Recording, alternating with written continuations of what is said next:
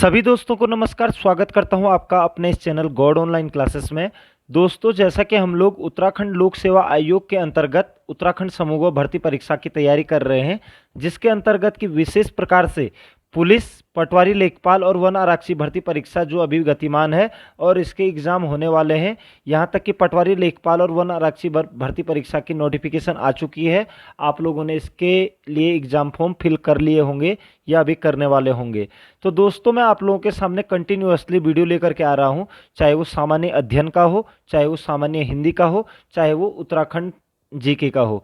तो दोस्तों, आप लोगों को जैसे पता है कि 40, 40 और 20, यानी कि 40 नंबर का आपका सामान्य अध्ययन, 40 नंबर की आपकी उत्तराखंड और 20 नंबर की आपकी हिंदी आने वाली है और 100 नंबरों का आपका वस्तुनिष्ठ प्रश्न पत्र होने वाला है दोस्तों। तो प्रत्येक पोर्शन आपके लिए इम्पोर्टेंट होने वाला है। तो ये सामान्य हिंदी की लगातार आप लोगों के सामने तीसरी वीडियो आज आपके सामने आ रही है। इससे पहले 2 वीडियो में बना चुका हूँ। इससे पूर्व भी मैं जब पहले हम क्योंकि ये परीक्षाओं की डेट पहले भी आई हुई थी और उस समय ये मिस हो गई थी ये परीक्षाएं। तो दोस्तों, उस समय भी मैंने काफ़ी सारी वीडियो बना रखी हैं, आप लोग उनका भी अनुसरण कर सकते हैं। साथ ही साथ जो 2 वीडियो लगातार मैं बना करके आप लोगों के सामने आया हूं, आप उनको भी देख सकते हैं। साथ ही सामान्य अध्ययन की भी आप लोगों के साथ सामने 2 वीडियो लेकर के आ चुका हूं, आप डिस्क्रिप्शन बॉक्स में देख सकते हैं। तो इस वीडियो में आज आगे बढ़ने से पहले आप लोगों से एक छोटा सा अनुरोध रहेगा कि अगर आपने अभी तक चैनल को सब्सक्राइब नहीं किया है दोस्तों, तो चैनल को जरूर सब्सक्राइब कर लीजिएगा, ताकि मैं कोई भी वीडियो आप लोगों के सामने लाता हूं तो आपको तुरंत नोटिफिकेशन मिल जाए दोस्तों। तो बढ़ते हैं आज के पहले क्वेश्चन की ओर। हिंदी भाषा के अंतर्गत, सामान्य हिंदी के अंतर्गत, जो कि हमारे सामने 20 नंबर की है। तो देखते हैं पहले क्वेश्चन को। पहला क्वेश्चन आ रहा है दोस्तों, जो कि बहुत इंपॉर्टेंट है, कि प्रेमचंद्र के अधूरे उपन्यास का नाम क्या है। ठीक है, यानी कि जब प्रेमचंद जी उपन्यास लिख रहे थे अपनी जिंदगी के आखिर क्षणों में, तो उस समय उन्होंने एक उपन्यास लिखा था, वो आधा रह गया था। ठीक है, तो प्रेमचंद के अधूरे उपन्यास का नाम क्या है। यहाँ पर है गबन, रंगभूमि, मंगलसूत्र या सेवा सदन। तो याद रखिएगा दोस्तों, ये कई बार पूछा गया है। मंगलसूत्र उसका नाम है, प्रेमचंद के अधूरे उपन्यास का नाम। और इस मंगलसूत्र उपन्यास को पूरा किया था अमृत रॉय ने। अमृत रॉय, ठीक है, अमृत रॉय प्रेमचंद्र जी के पुत्र थे और इन्होंने ही इस मंगलसूत्र उपन्यास को कंप्लीट किया था। प्रेमचंद ने आधा छोड़ दिया था और जिसे पूरा किसने किया। तो कई बार क्वेश्चन पूछ लिया जाता है कि मंगलसूत्र उपन्यास को कंप्लीट किसने किया या पूरा किसने किया, या फिर प्रेमचंद्र के अधूरे उपन्यास को पूरा किसने किया था। तो अमृत रॉय ने किया था दोस्तों, और प्रेमचंद के अधूरे उपन्यास का नाम क्या था, मंगलसूत्र था दोस्तों। तो ये चीज आप लोग क्लियर याद रख लेंगे। नेक्स्ट क्वेश्चन पे बढ़ेंगे दोस्तों। भारत भारती काव्य के रचनाकार हैं। बहुत इंपॉर्टेंट क्वेश्चन है, ये भी बहुत बार पूछा जाता है। ठीक है, तो भारत भारती काव्य के रचनाकार यहां पर है गोपाल शरण सिंह नेपाली, नरेश मेहता, मैथिली शरण गुप्त या धर्मवीर भारती। तो भारत भारती ये एक इस तरीके की काव्य रचना थी जिसकी कि रातों रात लाखों प्रतियां बिक चुकी थी दोस्तों, और बहुत सुपरहिट हुई थी ये पुस्तक। ठीक है, तो ये जो भारत भारती काव्य के रचनाकार हैं जो, वो हैं आपके मैथिली शरण गुप्त। याद रखेंगे, भारत भारती किसने लिखी है, तो आप कहेंगे मैथिली शरण गुप्त ने। इंपॉर्टेंट क्वेश्चन है दोस्तों। नेक्स्ट क्वेश्चन पे बढ़ेंगे। हिंदी का आदि कवि किसे माना जाता है। ठीक है, तो हिंदी का आदि कवि किसे माना जाता है, अब्दुल रहमान, सरहप्पा, स्वयंभू या पुष्पदंत।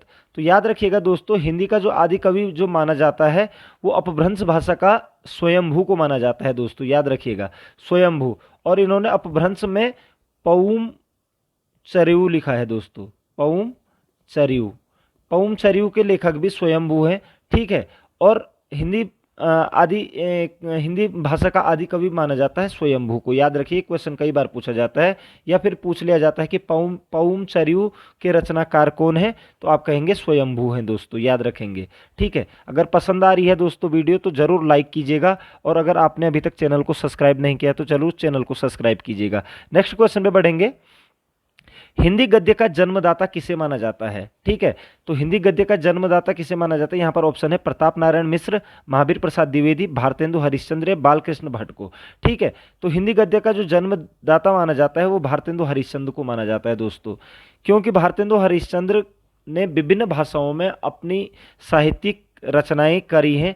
उसमें हिंदी है, बांग्ला है, पंजाबी है, मारवाड़ी भाषा है दोस्तों।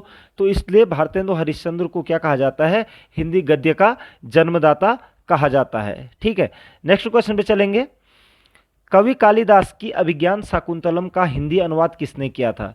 तो कवि कालिदास के अभिज्ञान शाकुंतलम, यानी कि एक क्वेश्चन तो यहीं पर से बन गया आपका कि अभिज्ञान शाकुंतलम के लेखक कौन है, तो कालिदास हैं दोस्तों, याद रखेंगे। और इसका हिंदी में, क्योंकि ये अभिज्ञान शाकुंतलम संस्कृत भाषा में लिखी गई है, ठीक है, तो अभिज्ञान शाकुंतलम का हिंदी में अनुवाद किसने किया था? यहाँ पर ऑप्शन आ रहा है सदा सुखलाल, गोस्वामी विठलनाथ, राजा शिव प्रसाद या राजा लक्ष्मण सिंह। तो अभिज्ञान शाकुंतलम का जो हिंदी में अनुवाद किया था दोस्तों, वो किया था राजा लक्ष्मण सिंह ने, याद रखिएगा, ठीक है। इन्होंने अंग्रेजों के लिए इतना काम किया कि 1870 ईस्वी में अंग्रेजों ने इन्हें राजा की उपाधि दे दी थी, ठीक है, राजा लक्ष्मण सिंह, ठीक है, याद रखिए लक्ष्मण सिंह, ये उस समय कलेक्ट्रेट का पद इन्होंने संभाला हुआ था, ठीक है। तो राजा लक्ष्मण सिंह, जो कि हिंदी में इन्होंने काफ़ी रचनाएं की हैं, इन्होंने ही अभिज्ञान शाकुंतलम का हिंदी में अनुवाद किया था, राजा लक्ष्मण सिंह ने, ठीक है। तो याद रखेंगे अभिज्ञान शाकुंतलम का हिंदी अनुवाद राजा लक्ष्मण सिंह ने किया है। नेक्स्ट क्वेश्चन पे बढ़ेंगे दोस्तों, किस काल को स्वर्णकाल कहा जाता है? ठीक है, यहां पर आ रहा है ऑप्शन रीतिकाल, भक्तिकाल, आदिकाल या आधुनिक काल, ठीक है। तो स्वर्णकाल किसे कहा जाता है?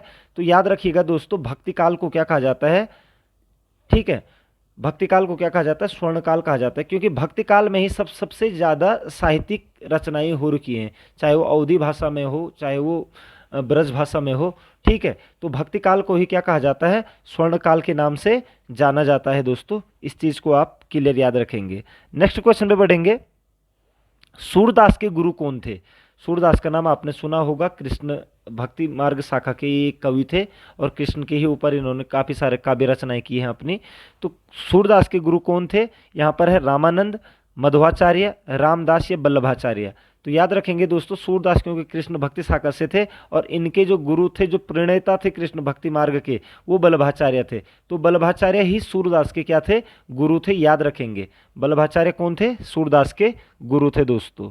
नेक्स्ट क्वेश्चन में बढ़ेंगे दोस्तों, कामायनी किस प्रकार का ग्रंथ है? ठीक है, कामायनी किस प्रकार का ग्रंथ है? खंड काव्य, मुक्तक काव्य, महाकाव्य या चंपू काव्य? तो याद रखेंगे दोस्तों, कामायनी एक महाकाव्य है, ठीक है। अब यहाँ पर आप लोग सोचेंगे यहाँ पर से क्वेश्चन बन जाते हैं कई बार, इसलिए मैं आपको इसको थोड़ा डिटेल में समझाऊंगा। जो खंड काव्य होता है दोस्तों, खंड काव्य क्या होता है? किसी मनुष्य के या किसी घटना के, मतलब किसी मनुष्य की एक घटना के ऊपर जो काव्य रचित किया जाता है या कोई ग्रंथ रचित किया जाता है, उसे खंड काव्य कहा जाता है, ठीक है। किसी मनुष्य की एक घटना के ऊपर जो काव्य या कोई ग्रंथ लिखा जाता है, उसे खंड काव्य कहते हैं। मुक्तक काव्य किसे कहते हैं? मुक्तक काव्य वो काव्य होते हैं दोस्तों जिसमें एक छंद का दूसरे छंद से कोई तालमेल नहीं होता है। जैसे आपने कबीरदास के दोहे देखे होंगे, रहीमदास के दोहे देखे होंगे, एक दोहे के बाद दूसरा दोहा होता है और पहले दोहे का दूसरे दोहे से कोई मतलब नहीं होता है, तो वो मुक्तक काव्य के अंतर्गत आता है। महाकाव्य क्या होता है दोस्तों? किसी मनुष्य या किसी वंश का पूरा वर्णन, जैसे आपने रामायण देखी है या महाभारत देखी है, तो ये महाकाव्य है। तो इसी प्रकार से कामायनी में भी मनु एक नायक होता है, एक नायिका होती है, ठीक है। तो मनु के पूरे उसमें कामायनी में ये वर्णन किया गया है। और चंपू काव्य क्या होता है दोस्तों? चंपू काव्य वो होता है जिसमें गद्य और पद्य दोनों का ही मिश्रण होता है, उसे चंपू काव्य कहते हैं। तो कामायनी एक किस प्रकार का ग्रंथ है? तो आप कहेंगे महाकाव्य है दोस्तों, क्योंकि मनु की पूरी कहानी है, उसका जीवन वृत्तांत है उसमें, ठीक है। तो महाकाव्य माना जाएगा कामायनी, ठीक है। तो सारे काव्यों के बारे में मैंने आप लोगों को यहाँ पर स्पष्ट कर दिया है। पसंद आई है दोस्तों तो जरूर लाइक और शेयर जरूर करेंगे। नेक्स्ट क्वेश्चन पे चलेंगे दोस्तों, डैश को उग्र कहते हैं? यहाँ पर है रामेश्वर लाल दुबे, पांडेय बेचन शर्मा, नरेश मेहता या अज्ञे। किसका मतलब उपनाम उग्र के नाम से किसे हम जानते हैं? तो याद रखेंगे दोस्तों, पांडेय बेचन शर्मा को ही उग्र के नाम से जानते हैं। तो पांडेय बेचन शर्मा उग्र इनका पूरा नाम है। ये मुंशी प्रेमचंद्र के समकालीन हैं और उस समय जब प्रेमचंद्र की जब कहानियाँ और उपन्यास चलते थे, तो उस समय ये एक महान क्या थे? उपन्यासकार, कहानीकार थे, ठीक है। तो इसलिए इनका नाम उग्र पड़ा है दोस्तों, पांडेय बेचन शर्मा उग्र। याद रखेंगे, पांडेय बेचन शर्मा को उग्र के नाम से भी जाना जाता है। इंपॉर्टेंट क्वेश्चन है, कई बार पूछ लिया जाता है ये क्वेश्चन भी, ठीक है। नेक्स्ट क्वेश्चन पे चलेंगे दोस्तों, पूस की रात कहानी के रचनाकार हैं, ठीक है। तो पूस की रात कहानी के रचनाकार कौन है?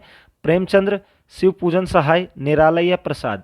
तो याद रखेंगे दोस्तों, पूस की रात प्रेमचंद्र जी ने लिखी हुई है। इसमें हल्कू की कहानी है दोस्तों, आप अगर गूगल पे भी सर्च कर सकते हो, बहुत अच्छी कहानी है।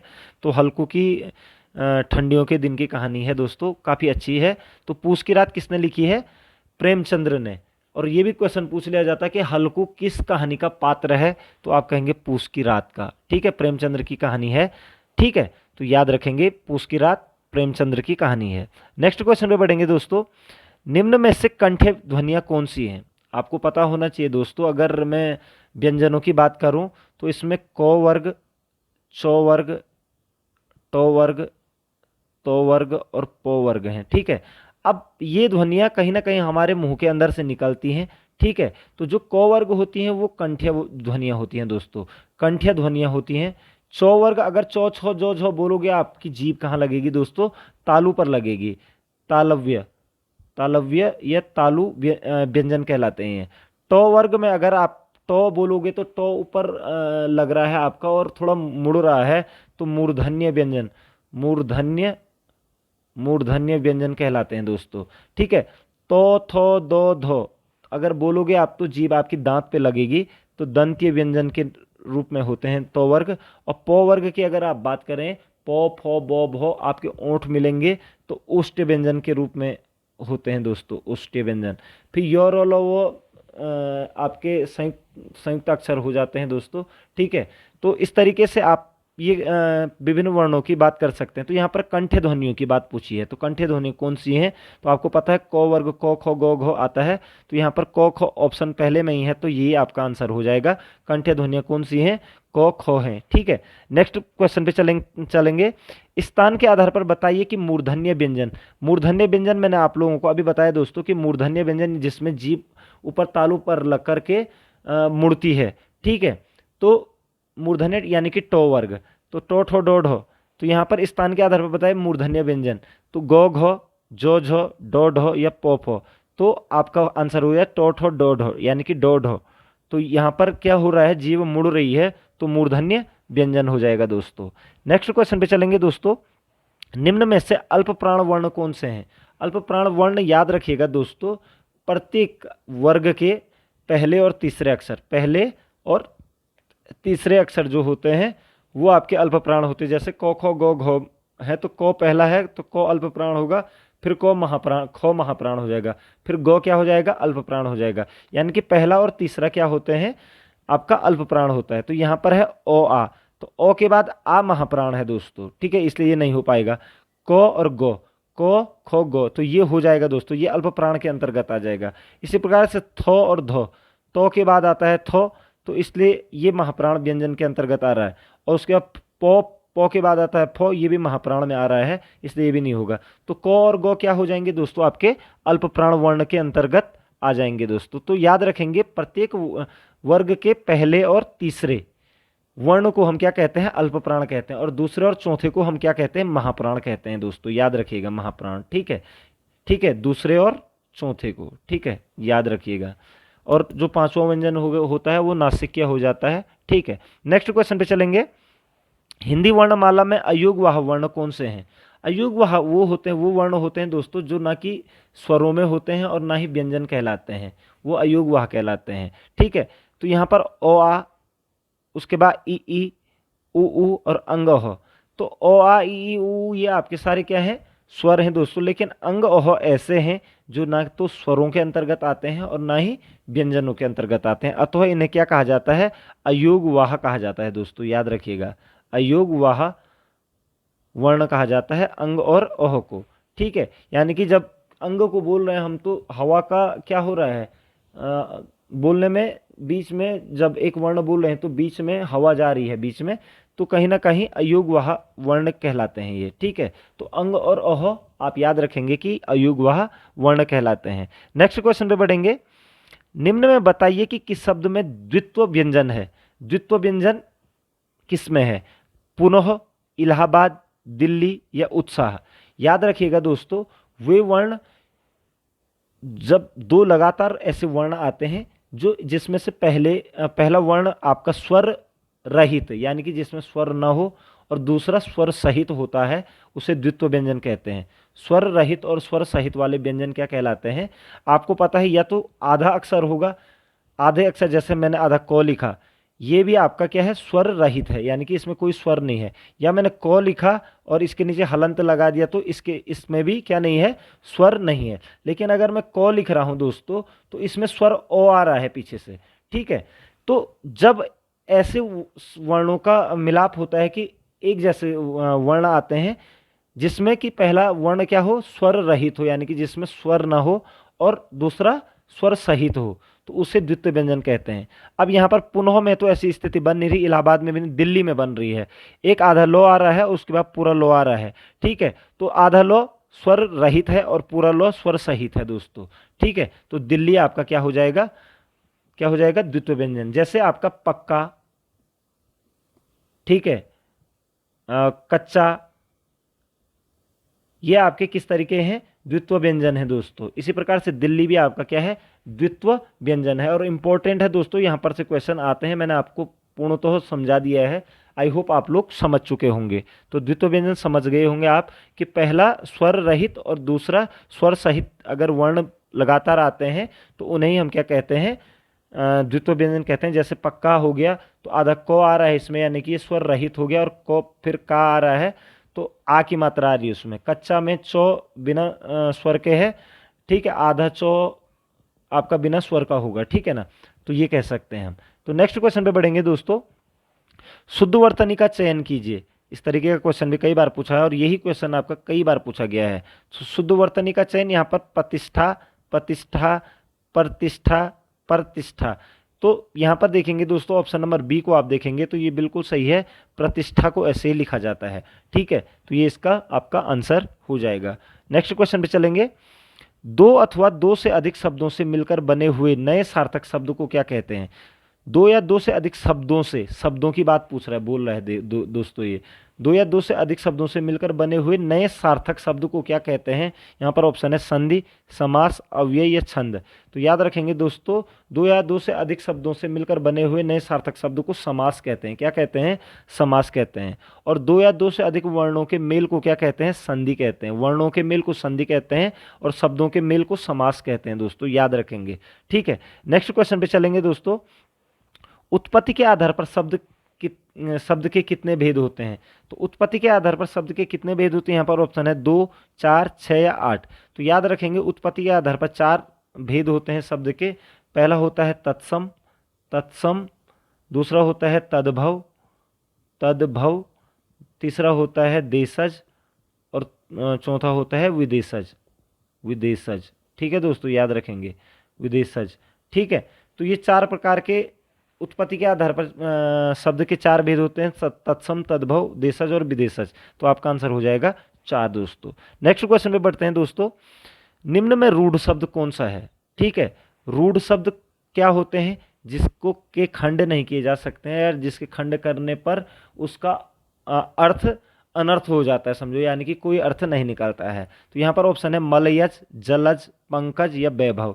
तो याद रखिएगा दोस्तों, वैभव शब्द एक रूढ़ शब्द है, ठीक है, जिसको कि अगर हम खंड करेंगे तो उसका कोई भी सार्थक अर्थ नहीं निकलेगा, यानी कि जिसके खंड करने पर सार्थक अर्थ नहीं निकलते हैं वो रूढ़ शब्द कहलाते हैं दोस्तों, ठीक है। नेक्स्ट क्वेश्चन पे चलेंगे। जिस शब्द के कई सार्थक खंड हो सके उन्हें क्या कहते हैं। तो जिस शब्द के कई सार्थक खंड हो सके उसे क्या कहते हैं। यहाँ पर ऑप्शन है रूढ़, यौगिक, योग रूढ़ या मिश्रित।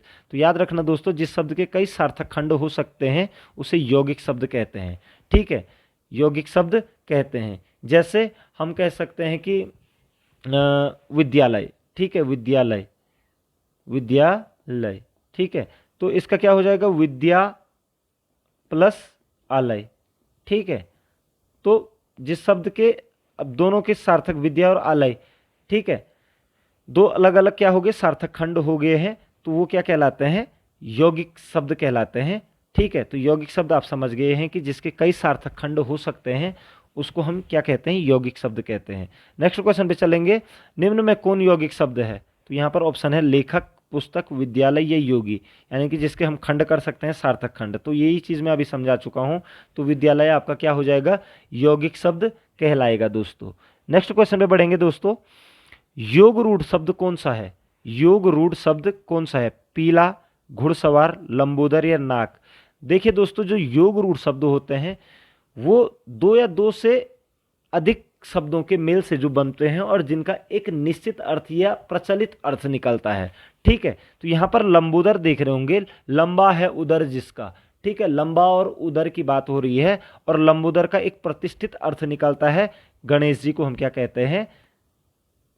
लंबोदर कहते हैं। तो योग रूढ़ शब्द वही कहलाते हैं जो कि दो या दो से अधिक शब्दों के योग से मिलकर बने हुए होते हैं और उनका एक अलग अर्थ निकलता है। ठीक है, तो लंबोदर, तो इसको गणेश जी को लंबोदर कहा जाता है दोस्तों, तो ये योग रूढ़ शब्द कहलाएगा। ठीक है, जैसे दशानन, दशानन भी अपने आप में क्या है? योग रूढ़ शब्द है दोस्तों। ठीक है, लगभग लगभग कर्मधारय समास की तरह। ठीक है, नेक्स्ट क्वेश्चन पे चलेंगे। जिन शब्दों की उत्पत्ति का पता नहीं चलता उन्हें क्या कहा जाता है? यानी कि जिनकी उत्पत्ति कैसे हुई, क्या हुई, किस प्रकार से हुई, उन शब्दों को क्या कहा जाता है? तो यहाँ पर ऑप्शन है तत्सम, तद्भव, देशज या संकर। तो याद रखना, देशज शब्दों का कोई पता नहीं चलता है उत्पत्ति का कि किस प्रकार से हुआ था। जैसे कपास है, कपास। ठीक है, लकड़ी है। ठीक है, ये सारे क्या हैं? देशज शब्द हैं। तो देशज शब्द का पता नहीं चलता है कि उनकी उत्पत्ति किस प्रकार से हुई है दोस्तों। ठीक है, नेक्स्ट क्वेश्चन पे बढ़ेंगे। सूर्य शब्द का स्त्रीलिंग क्या होगा? सूर्य शब्द का स्त्रीलिंग क्या होगा? यहाँ पर है सूर्यानी, सूर्या, सूर्यांगी, सूर्यो। तो याद रखिए दोस्तों, सूर्य शब्द का स्त्रीलिंग हमेशा होता है सूर्या। ठीक है, याद रखेंगे सूर्या। ठीक है, तो ये आपके आज के 25 क्वेश्चन हो गए दोस्तों। ठीक है, आशा करता हूं कि आपको ये क्वेश्चन जरूर पसंद आए होंगे। कहीं पर कोई दिक्कत आती है तो आप मुझे जरूर कमेंट सेक्शन पे लिखिएगा। अगर आपको वीडियो अच्छी लगती है तो तब भी मुझे कमेंट सेक्शन में लिखिएगा ताकि मेरा मनोबल बढ़ता रहे दोस्तों। आपके उज्जवल भविष्य की कामना करता हूं। मिलते हैं अगली वीडियो में दोस्तों। तब तक जय हिंद, जय भारत, जय